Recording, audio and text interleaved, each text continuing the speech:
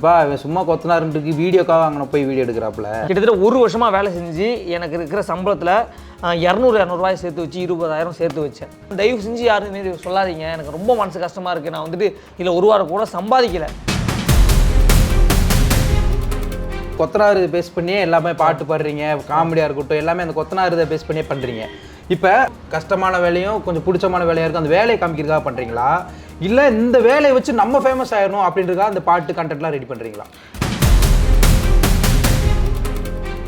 ஜல்லி அல்ல 4 பேரு, மணல அல்ல 2 பேரு, காங்கிரீட் போடுறோம், மட்டம் கொடுக்குறோம், காங்கிரீட் போடுறோம். கொத்தனார் வேலை பார்க்கல என்ன ப்ரோ, ட்ரெஸ்ஸில் என்ன இருக்குது? கொத்தனார் பார்க்குறாங்க ப்ரோ. என்ன ப்ரோ சொல்லுங்கள்? இன்னைக்கு நான் வெளில இந்த ட்ரெஸ் போட்டு போனால் என்ன யாருக்குமே அடையாளம் தெரியாது. ஏன்னா அவங்க எல்லாருமே அப்படி தான் என்னை பார்க்க விரும்பிட்டாங்க.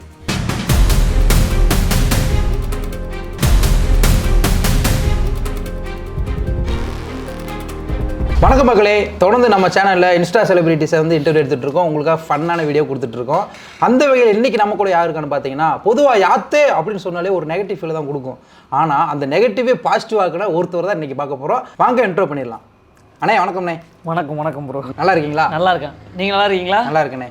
ஓகேண்ணே, ஃபஸ்ட்டு நம்மளுடைய ஃபாலோவர்ஸுக்கு நீங்கள் எங்கேருந்து வரீங்க, உங்கள் நேம் எல்லாம் சொல்லியிருக்கேண்ணே.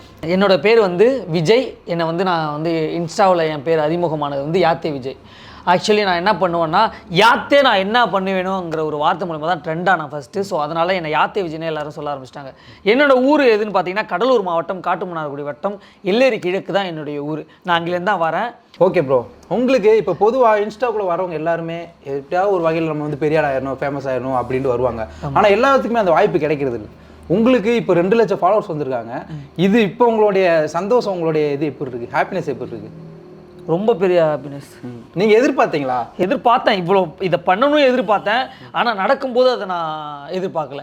நான் இப்போ ட்ரெண்ட் ஆகாமல் இருந்திருந்து இன்றைக்கி 4 பேருக்கு என் ஃபேஸ் தெரியாமல் இருந்திருந்ததுன்னா இன்னொரு நான் வெளிநாட்டில் வேலை செஞ்சுட்டு இருந்திருப்பேன். ட்ரெண்ட் ஆகிறதுக்கு முன்னாடி நான் ட்ரெண்ட் ஆகணுன்ட்டு வெறித்தனமாக நைட்டு ஃபுல்லாக ஏதாவது பண்ணி எப்படியாவது ட்ரெண்ட் ஆகணும், என்னை பொறுத்த வரைக்கும் எப்படியாவது ட்ரெண்ட் ஆகணும். அது எப்படிங்கிற வழி தெரியல. ஒரு காலகட்டத்துக்கு முன்னாடி இப்படி தான் நான் ஃபேமஸ் ஆகணுங்கிற ஒரு இலக்கு இருந்துச்சு. ஆனால் அதுவே எனக்கு ஒரு சில நெருக்கடி, அந்த நெருக்கடி சொல்கிறேன். அந்த நெருக்கடி வந்ததுக்கு அப்புறம் நான் எப்படியாவது ட்ரெண்ட் ஆகணும் இந்த இன்ஸ்டாவில். என் ஃபேஸ் 10 கொஞ்சம் பேருக்காவது தெரியணும், என்னை பார்த்து செல்ஃபி எடுக்கணும், என்கிட்ட பேசணும், நீங்கள் தானே அவங்க என்ன ஒரு டவுட்டு கேட்கணும், அந்த மாதிரி ஆசை வந்துச்சு. என்ன அந்த நெருக்கடினா, 26 வயசு ஆகிடுச்சு. கரெக்டாக 24 வயசு ஆகும்போது எங்கள் வீட்டில் ரொம்ப சுச்சுவேஷன் சரியில்லை, கடன் தொல்லை, ரொம்ப பிரச்சனை அதிகமாகிட்டு. அப்போ என்ன நடந்துச்சுன்னா, எங்கள் வீட்டில் எல்லாருமே வெளிநாடு போக சொல்ல ஆரம்பிச்சிட்டாங்க. என்ன ரொம்ப நெருக்கடி, நீ போயே தான் அவனுக்கு வேறு வழி இல்லை அப்படின்னு சொல்லிட்டு. எங்கள் அம்மா பாஸ்போர்ட் எடுக்க எவ்வளோ 1800 தானே, எங்கள் அம்மா 1800 என்கிட்ட காசு கொடுத்துருவாங்க. இன்றைக்கி போய்ட்டு நீ பாஸ்போர்ட் அப்ளை பண்ணிட்டு வா அப்படின்னு சொல்லுவாங்க. நான் என்ன பண்ணுவேன்னா, போயிட்டு கடை பூட்டியிருக்கு அப்படின்னு சொல்லிட்டு ஒரு நாள் நான் வெளில நின்று வந்துடுவேன். அதுக்கப்புறம் திருப்பி போவேன். திருப்பி ஏதாச்சும் ஒரு ப்ராப்ளம், இதேமாரி 1 மாதம் அதில் தள்ளி போச்சு. திருப்பி பாஸ்போர்ட் அப்ளை பண்ணிட்டு அந்த பாஸ்போர்ட் கையில் வந்துருச்சு. ஆனால் எங்கள் வீட்டில் நான் சொல்லவே இல்லை. 1 மாதம் திருப்பி இன்னும் வரலன்ட்டு அதுக்கு 1 மாதம் நான் தள்ளி போட்டுட்டு இருந்தேன். அதுக்கப்புறம் பாஸ்போர்ட்டுக்கு விசா ரெடி ஆகிடுச்சு. எனக்கு அந்த விசா வர்றதுக்கிட்டே என் வீடியோ ஒன்றாவது ட்ரெண்ட் ஆகணும் அப்படின்னு நினச்சி ஒரு வீடியோ போட்டு ஒரு சாங் ஒன்று பாடியிருந்தேன். அந்த சாங் தான் ஃபஸ்ட்டு எனக்கு ட்ரெண்டிங் ஆச்சு. அதாவது பஸ் ஸ்டாண்டில் வேலை செஞ்சுட்டு நான் பிகாம் படிக்கிறேன் அப்படின்னு சொல்லிட்டு ஒரு பாட்டாகவே நான் போட்டிருந்தேன். அது ட்ரெண்டிங் ஆகிடுச்சு. அதுக்கப்புறம் ஒரு வீடியோ ரீச் ஆச்சு. அந்த வீடியோ ரீச் ஆனதுக்கப்புறம் அப்பாடா இப்போ தான் இதுக்கப்புறம் நமக்காக போராடலாங்கிற மாதிரி நான் ஃப்ரீ ஆகிட்டேன். இப்போ வந்து அந்த ஃபாரினுக்கு போகிற அந்த டார்ச்சர் அந்த இல்லை இப்போ என்ன வீடியோ போடாமல் இருந்தால் தான் எங்கள் வீட்டில் கேள்வி கேட்பாங்க, என்ன ஆச்சு இன்னைக்கு, ஏன் வீடியோ போடல, என்ன பண்ணிக்கிட்டு இருக்க அப்படின்னு கேட்பாங்க. இப்போ கேள்வி அப்படி மாதிரி இப்போ அப்படி மாறிடுச்சு. ஓகேண்ணே, கொத்தனார் பேஸ் பண்ணியே எல்லாமே பாட்டு பாடுறீங்க, காமெடியாக இருக்கட்டும், எல்லாமே அந்த கொத்தனார் இதை பேஸ் பண்ணியே பண்ணுறீங்க. இப்போ அந்த கொத்தனார் வேலையை வந்து நீங்கள் பிரமாண்டமாக வெளியில் காமிக்கணும், இந்த வேலையும் கஷ்டமான வேலையும் கொஞ்சம் பிடிச்சமான வேலையாக இருக்கும், அந்த வேலையை காமிக்கிறதுக்காக பண்ணுறீங்களா, இல்லை இந்த வேலையை வச்சு நம்ம ஃபேமஸ் ஆகிடணும் அப்படின்றதுக்காக அந்த பாட்டு கண்டென்ட்லாம் ரெடி பண்ணுறீங்களா? ஃபஸ்ட்டு பாட்டு வந்து ஹுக்கும் காங்கிரட்டுக்காக ஹுக்கும் தான் பாடினேன். ஹுக்கும் காங்கிரட்டுக்காக ஹுக்கும் நீங்கள் பார்த்துருப்பீங்கன்னு நினைக்கிறேன். ஸோ அதில் வந்து வேலையை மட்டுமே பற்றி தான் நான் பாடியிருப்பேன், பாக்கி அவங்களோட வலியை பற்றி பாடிக்க மாட்டேன். ஆனால் அதுக்கப்புறம் அந்த கமெண்ட்டில் வந்து இதுக்கப்புறம் அங்கே வேலை செய்கிற கொத்தனார், சித்தாள், அத்தனை பேரோட வலியும் சேர்த்து என் திறமை காட்டியிருப்பேன் அதில். ஓகே, அதாவது ட்ரெண்டிங் ஆகணும்னு ஆரம்பிச்சது, ஆமாம், போக அந்த வேலைக்காகவும் பாட ஆரம்பிச்சிட்டேன். எனக்காகவும் ப்ளஸ் வேலைக்காகவும். ஏன்னா அந்த வேலை ரொம்ப கஷ்டமானது. அதுவும் அது ஹிட்டாகவும் ஆனதுக்கப்புறம் அதை அப்படியே நீங்கள் பிடிச்சிட்டீங்க. ஓகேண்ணே, இப்போ உங்களுக்கு ஃபாலோவர்ஸ் வந்துருச்சு, நீங்கள் ஜாலியாக வீடியோ போட்டுறீங்க, நீங்கள் போடுற வீடியோ எல்லாம் ஒன்றுமே நல்லா ரீச் ஆயிருதுண்ணே. ஆனால் உங்களோட எய்ம்னு ஒன்று இருக்குல்ல, இன்ஸ்டாவில் வர எல்லாத்துக்குமே இந்த மாதிரி சாதிச்சிடணும் அப்படின்னு இருக்கு. உங்களுக்கு என்ன ஆசை இருக்குது? எனக்கு ஒரு சிறந்த காமெடியனா ஆகணும் சினிமாவில். ஓகே, பாக்கி எதுவுமே எனக்கு ஒரு ஆசை கிடையாது. பட் இதுவே ஓவர் ஆசை தான். இருந்தாலும் சின்ன வயசுலேருந்தே இவன் நல்லா காமெடி பண்ணுறான்டா, அவன் நல்லா சிரிக்க வைக்கிறான்டா, இவன் வந்தாலே கலகலப்பாக இருக்கும் அப்படின்னு சொல்லி சரி நமக்கு இதான் செட் ஆகும் போல் அப்படின்னு சொல்லி எனக்கு அது செட்டாகவே ஆகிடுச்சு. இன்றைக்கி நான் இப்போது இந்நேரம் எங்கள் ஊரில் எல்லாரும் மிஸ் பண்ணிகிட்டு இருப்பாங்க. இங்கே வந்திருக்கேன், காலிலேருந்து ஒரு 10-15 தடவை ஃபோன் பண்ணிட்டாங்க, எங்கடா போனோம், எப்படா வரும்ன்ட்டு. ஸோ எனக்கு ஒரு பெஸ்ட்டு காமெடியனாக இருக்கணும், அதை ஆகணும், சினிமாவில் ஆகணும், நிறைய பேர் சிரிக்க வைக்கணும், அந்த சிரிப்பால் அவங்க கஷ்டங்கள் போகணும், நிறைய ஆசை இருக்குது ப்ரோ. எல்லாத்துக்குமே ஒரு வீடியோ ஹிட் ஆயிடுச்சுன்னு வைங்க, ஆமாம், அடுத்தடுத்து வந்து தொடர்ந்து கண்டினியூ பண்ணுவாங்களா இல்லை கரெக்டான கண்டென்ட் போடுறாங்க, ரொம்ப ரொம்ப முக்கியம். ஆனால் நீங்கள் கிடைச்ச வாய்ப்பை கரெக்டாக அடுத்தடுத்து போகிற ஒவ்வொன்றுக்குமே பார்த்து பண்ணிட்டு வந்துருக்கீங்க. அந்த வகையில் அதான் கொத்தனார் வெர்ஷன் சாங்ஸ், ஆமாம், ஜெயிலர் வெர்ஷன் பார்த்தேன், செம்ம ஹிட் ஆயிருந்துச்சு. அந்த பாட்டை நம்மளுக்காக ஒரு தடவை நேர்களுக்கு. ஓகே, கண்டிப்பாக முடியும். ஜெயிலர் வெர்ஷன் 28 மில்லியன் கிட்டத்தட்ட வியூஸ் போயிருந்தது. அதுதான் என்ன யாத்தேவிலேருந்து தூக்கி இந்தாண்ட விட்டது. நான் அதுக்காக இந்த வீடியோதுக்கு அப்புறம் என்ன பண்ணுறதுன்னு தெரியாமல் நம்ம விட்டுறக்கூடாதுங்கிறதுக்காக யாத்தேன்னு சொல்லிட்டு ஆரம்பித்தேன். யாத்தே நான் என்ன பண்ணுவேணும்ன்ட்டு. அதுக்கப்புறம் ஐடியா யாத்தே விஜய்னு மாற்றினேன். அதுக்கப்புறம் இந்த யாத்தேவிலேருந்து நம்ம கன்வீட் ஆனது தான் இந்த காங்கிரட் சாங். ஸோ இப்போ உங்களுக்காக அந்த பாட்டு நான் பாடுறேன்.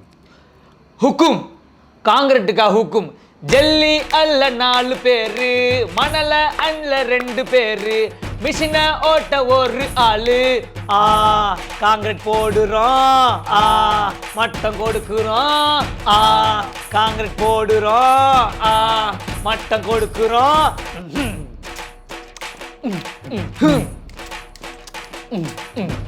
ஹுக்கும் காங்கிரட்டுக்கா ஹுக்கும். செம்மையா இருந்துச்சுனே. அதுக்கப்புறம் இப்போ அவங்ககிட்ட இருக்க ஸ்பெஷல் என்ன, எவ்வளோ நம்ம இப்போ அந்த பாட்டை ரீக்ரியேட் பண்ணாலும் அந்த லிரிக்ஸ்க்கு ஏத்தாப்புல நீங்க எப்படி நீங்களா எழுதுறீங்களா? அது நானா தான் எழுதுவேன். நைட்டு 1 மணி ஆகிடும் நான் எழுதி. உங்களுக்கு அப்போ பாட்டு எழுதுகிற டேலண்ட்டும் இருக்குது? ஆமாம், நான் பாட்டு எழுதி வச்சிருப்பேன். நான் இப்போ அதுக்கு முன்னாடி நான் இதில் ட்ரெண்ட் ஆகிறதுக்கு முன்னாடியே சினிமாவுக்கு பாட்டு எழுதுறது, கதை எழுதுறது, சின்னதாக ஷார்ட் ஃபிலிம்ஸ்க்கு எப்படி கதை எழுதலாம், இந்த மாதிரிலாம். அதான் சினிமாவில் நான் போய் கால் எடுத்து போனேன்னா நீ எதுக்குமே தகுதி இல்லைடான்னு சொல்லிட்டு என்னை கழுத்தை பிடிச்சி வெளியே தெளிடக்கூடாது. அதுக்காகவே நான் உட்காந்து எதனா ஒன்று எனக்குள்ளே வளர்த்துக்கிட்டே இருப்பேன். அது ரைட்டிங் ஒர்க்கு எதாக இருந்தாலும் சினிமாவுக்கு தேவையானது. உங்கள் ஏரியாவுக்குள்ள வெள்ளம் வந்ததை கேள்விப்பட்டேன். அப்போ நீங்கள் ஒரு இடுப்பில் இருக்கிறப்ப அரிசிலாம் தூக்கிட்டு போய் மக்களுக்கெல்லாம் உதவி பண்ணிட்டு இருந்தீங்க. அந்த உதவி மனப்பான்மைன்னு ஒன்று இருக்குல்ல, அது எல்லாத்துக்குமே வராது.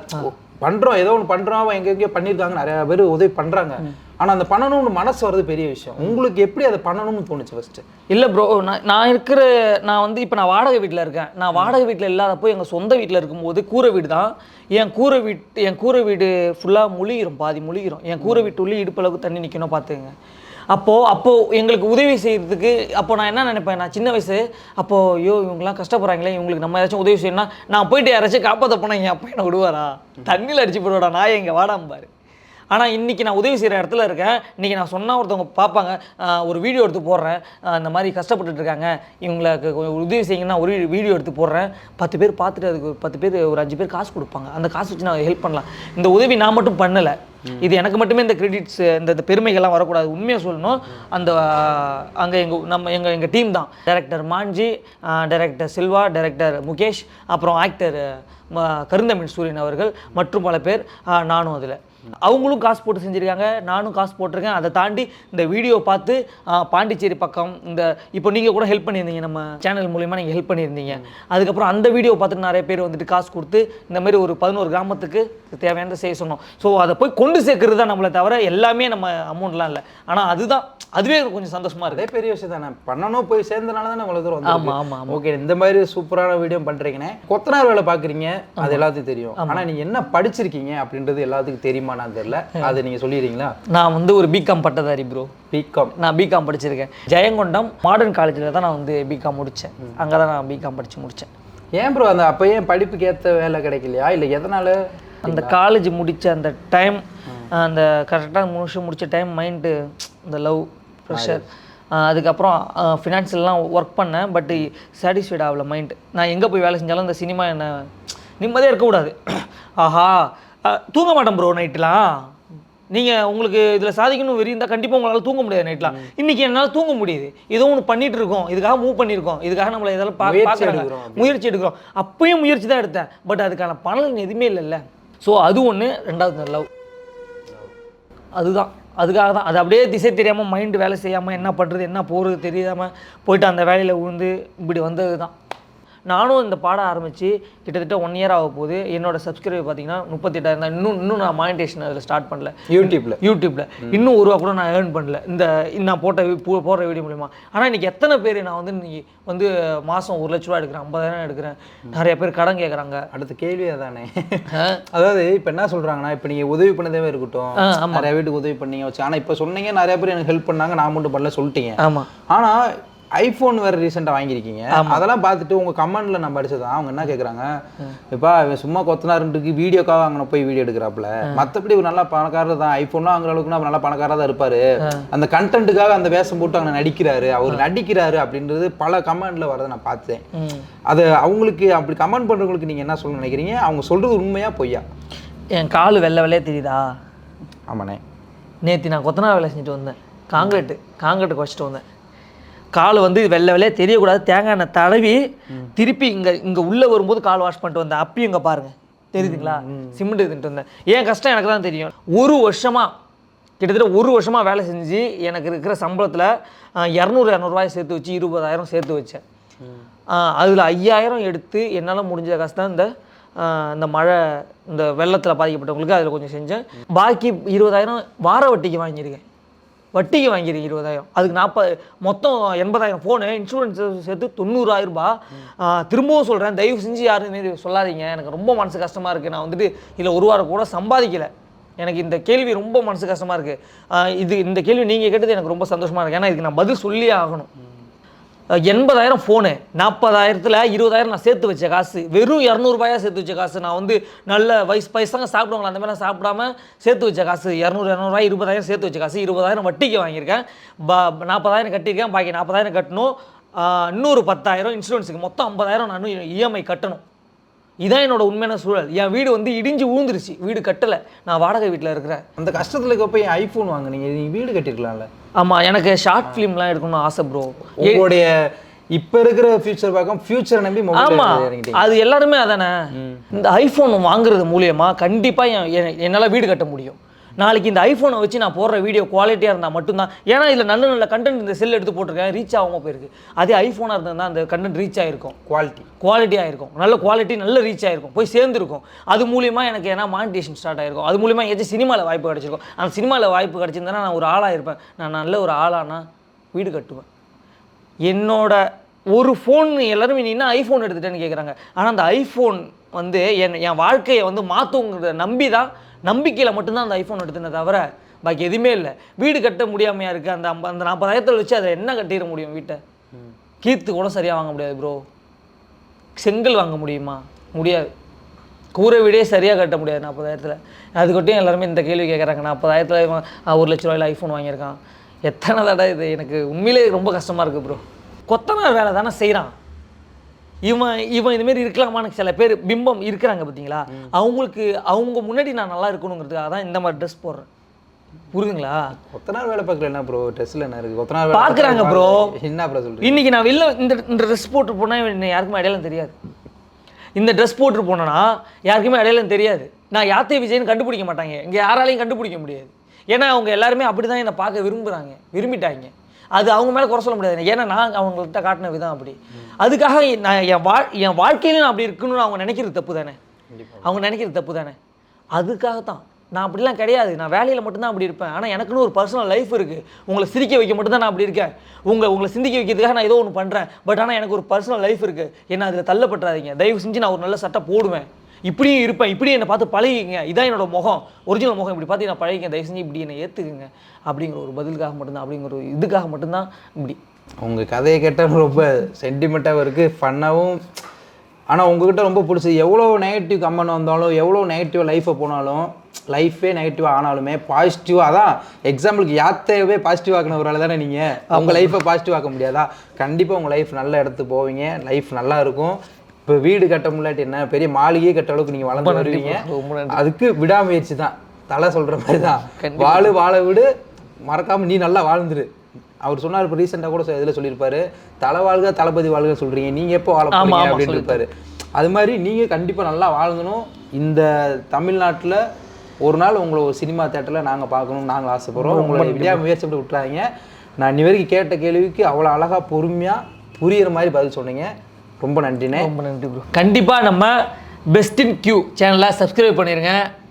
இதோட நிற்க போகிறது இல்லை, இன்னும் பெரிய பெரிய சாதனையை பண்ண போது அதில் நாளைக்கு நீங்களும் சாதிக்கிறவங்களா மாறுவீங்க. ரொம்ப நன்றி.